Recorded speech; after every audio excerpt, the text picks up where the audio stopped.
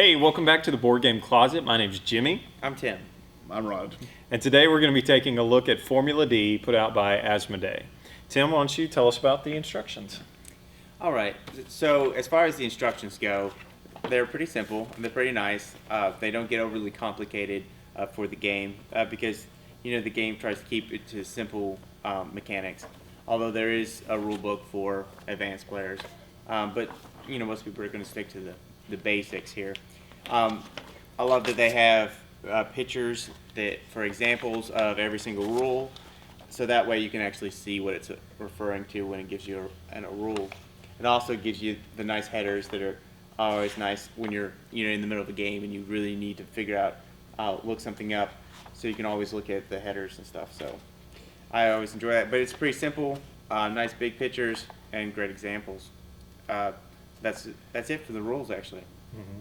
Yeah, first time I played through with it, it was easy to learn. I just picked up, we did the beginner thing just like it said, played through it, and like Tim said, we just went back a few times. I think we were up and running playing it in 15 minutes maybe, something like that, so real fast. So. It's always nice to have a tutorial or a first game set up in an instruction booklet, and it sticks to that formula. So that's good. All right, do you want to tell us about the components? Sure. So the components, well, first of all, the game board. It's a large game board. It's actually two. Yeah. On the underside is basically the street racing portion of it. So you get two types of racing. You've got the cars. They're very dinky, very small, but they work with what you're doing here. So pretty nice. Each one's got different color codes, so you can keep them separated. And then they have different types of cars. Some are like Formula, and some are just like regular sports cars, street cars, that type of thing. You get all these dice. The dice are for your when you're changing gears. The faster you get to go, the bigger the dice you get to roll. The farther you get to go on the track.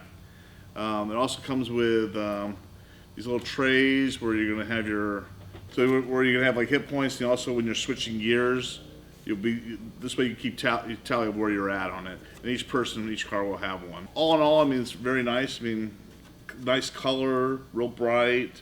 I know that my youngest child, who's 8 years old, loves the game, and I think a lot of it has to do with because it's just so much color and everything going on with it. So it's when it comes to components, a very, very nice game. What I like about the components is you can play. How many people can play this game? Is it like I think it's 10 people. Yeah. 10 people can play this board game at the same time, which is absolutely crazy. Or you could play teams, right? You could control 2 or 3 different cars, and so. But anyways, I thought the components really fit the game. I like the gear shifter in the box, and I like the little, even though they're little tiny stuff, but I like the boxes. They look kind of like the old school Micro Machine things yeah. you had when you were a kid. I mean, it's like they took those exact models and then they made these little pieces. I always think that when I first saw it, I thought that they were like cupcake tops. Like toppers, Right. you sprinkle a little on top of your cupcake. You got these little cars and stuff, so they're little bitty. But yeah. So very, very nice components, and for the price, again, very, very good buy. Right. Okay. So let's talk about how Formula D actually plays. So at the beginning of the game, you're going to get, like Rod said, you're going to get one of these trays, and you're going to get a card that goes in it. They have a beginner version that has basically just hit points. So you're going to go like 18 down to 1, and I forget, they call them wear points, I think. So every time you do something in the game that will cause a wear on your car, like having to brake fast, or if you overshoot a turn, things like that, you're going to wear your car down. And if you ever get out of points, and your car blows up. And but anyway, so then it's got a little gear shifter, and so there's a little peg that goes in here.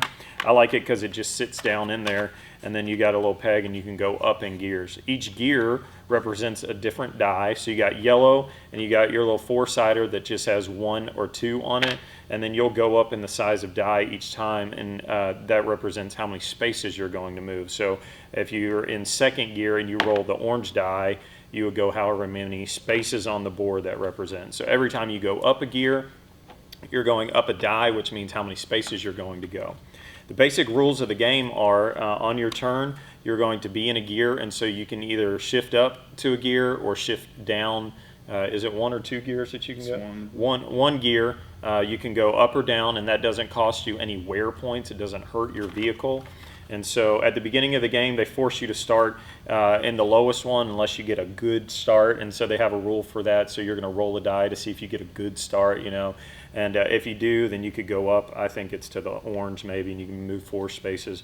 But basically on the board, you're going to roll the die that corresponds to what gear you're in, and then you're going to move that many spaces. On the board, they have these little turns, and they've got these kind of cool little icons. So the iconography here tells you in the turn how many times you have to stop in that turn, and then it'll tell you the maximum. The green space tells you the maximum number of spaces that are in that turn, and the red tells you the minimum amount of spaces in that turn. So if you're trying to go into a turn, you are forced to stop a certain number of times. So like in most of the turns, they force you to stop within the red at least 1 time, but then there's some turns like this one in this corner that requires you to stop 3 times. And if you don't, then you're going to cause some wear points. And if you don't stop at least 2 on this one, then they tell you that your car went off the track and you're out of the game. And so that's basically the idea of the game, is you're going to be shifting up gears or shifting down gears to get around the board, and literally whoever goes across the finish line first wins. Now you could play other ways. They have a pit, so you could actually take multiple laps in the game, but for the beginner version, you're just going to say first across the finish line wins, and you've got 18 wear points to use. So that's the game. Yeah, and since this is a family-oriented game, most of the times you're not going to get in depth with the gameplay because a lot of the people around the table playing this game are not going to want in-depth gameplay. They're going to want something that plays fast. So you're going to stick to the basic rules, and you're just going to play out.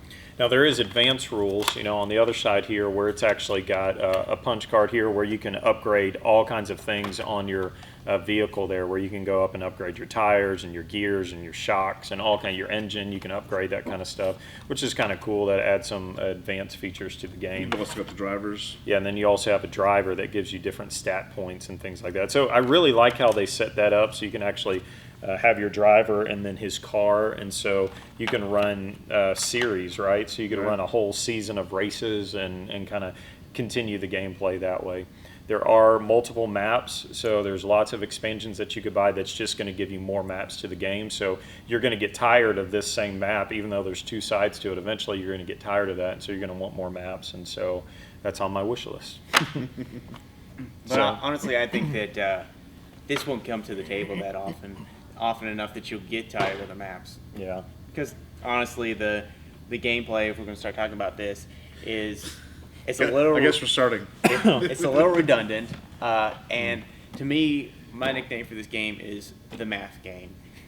Because not the racing game, not the race car game or anything. The math game. The math game. Because that's basically what you're doing as you go across this. You're just doing the same math thing over and over again. And you're like 1, 2, 3, 4, 5, 6. You'll count out how many spaces. You're like, I need to get between this and this, and you're like, and then here we go. We'll really want this many dice, and so that's really what it's going to be as you go across. So I mean, which is fun if you're playing fast and you got like you're just like family members and stuff. But for a gaming group, it's not really a game that you'll ever play. I would disagree. I think what I would disagree with first is that. I think at a party type setup, this is probably going to be brought out quite often, I think. I can see that with my family. I know that, like, my wife, she's not going to want to, touch any of the higher end ones that we play, but this is one that we can pull out and she'll actually play with the family. So you disagree that it will only come out with a family by saying No. What I that disagree with is how often family. it's going to come out, because you're saying it's not going to come out that often. I don't disagree that a group like 3 of us, when we get together, we're not pulling this one out. Right. Right. It is a party game. We do know that. But I think party games hold their own place. This can be just as fun as any other game that we own. I played it and did not have fun. Right. Well, I think some of it's going to be also the way you look at a game. If you look at it in a different light, and the light that you're supposed to, that I think it feels like a racing game. You're trying to get to one end to the other end, that's what you do in racing. Right. And racing has a lot of mathematics to it. So, again, the math game is a racing game, so it's all right. It's a good game. Yeah. Expert racing, right? And all the racing and maths. Only on the Racing Xbox. Well, let me tell you why I like the game. So I like the game because I like the theme. You know, when I first saw it, I thought a racing game. I've never played a racing game. When I first saw it, I was like, how could you play a racing board game? Like, to be honest with you, at first I thought I was put off by it because I was like, a racing board game. For me, it didn't really fit like what you normally think of fantasy or space or something like that. And then I thought, but then I got intrigued by it. I thought I'd get it, and then I heard a lot of people saying good things about it for families, and that it was a gateway game to get into it. And I agree with all those things. Like, it's definitely a gateway game. I pulled this out with my father-in-law, my wife, my brother-in-law while we were on Christmas vacation, and at first, to be honest with you, I don't know if they were that excited by it because it was like a racing game. Like, I don't know. The theme didn't pull them in. But as soon as we sat down at the table, I told them how to play it in a couple minutes.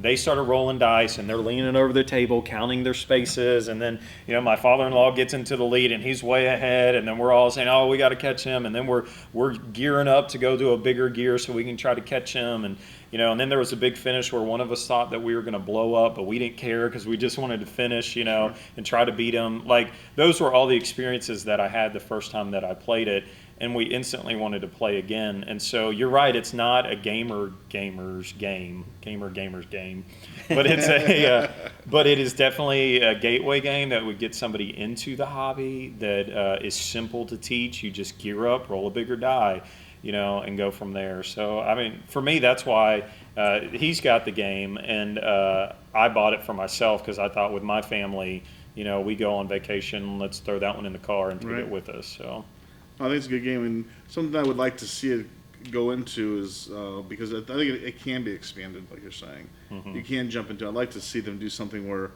maybe you have different cars to choose from. For instance, you have a Mustang versus a Camaro, and you I have actually have years that and stuff. affect the gameplay instead of just picking whatever. Exactly, Right. exactly. Which I think you can race with a van.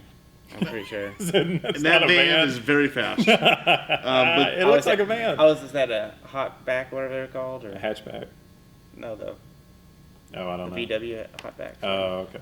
Yeah. I don't know. so that's something I personally would like to see in the future. But other than that, I think the game's great. They've got a lot of expansions for it, a lot of tracks. I think it's a nice little game. My negative would be kind of what you were saying is the math deal where you're just counting. Like, that was hard, like, because it's such a big board, we played at a big table, and everybody can't be everywhere at the same time. So as it goes around the track, people are having to lean over the track, and they're counting their spaces. And if they went ahead and moved their car and it wasn't where they wanted to go, then they forgot where they were. Like, there's a few little things like that were kind of bothersome about the game. But overall, I love how big it is because that makes you feel like you're actually racing instead of this dinky little oval, Right. you know. Well, should we do our little dice thing? Yep. Okay. So at the end of our reviews, we give you a 1 dice rating, and there are 3 choices. So red means don't buy it. I wouldn't play it if it was on the table. White means I'd play it if it was out, but I probably wouldn't buy it for myself. And green means go buy it, or I'd buy this game again. So here's our ratings, and so we're going to pick which one we want, red, white, or green, and then we're going to put it out there and reveal. Ta-da! Shocker again. Red, green, and green. So tell us why you made red your choice. Because honestly, it comes down to I would not play it again. I played it those couple times that we had it at the table, and I just did not have fun. And to me, that's, I have limited time, and I like to have fun. So that's it. That's all I got to say. That's it. I would buy this game. I bought this game, and I'd buy it again because of the group that it helps me get to the table. I've got 2 gaming groups. I got these guys that play heavier stuff, and then I got my family that plays light stuff, and this fits that. But it's a little bit deeper than some of the other games that I have. It's not a Dixit or I don't know, whatever kind of Telestrations or something. So this is an actual board game. It's not a party game, although it could be played in a party atmosphere. So that's what I would buy. It fits that group for me. Same thing. I mean, just we can pull this out. Takes 10. Takes 5 minutes to get ready. Boom, we're playing. Right. I very, very much enjoyed the game. Right. And you get a 30-sided die. So, so that's our review of Formula D. Thanks for watching. Leave us a comment if you want. Check our website, boardgamecloset.com. We also have a Twitter and a Facebook. And don't forget to visit your local hobby shop. See you later.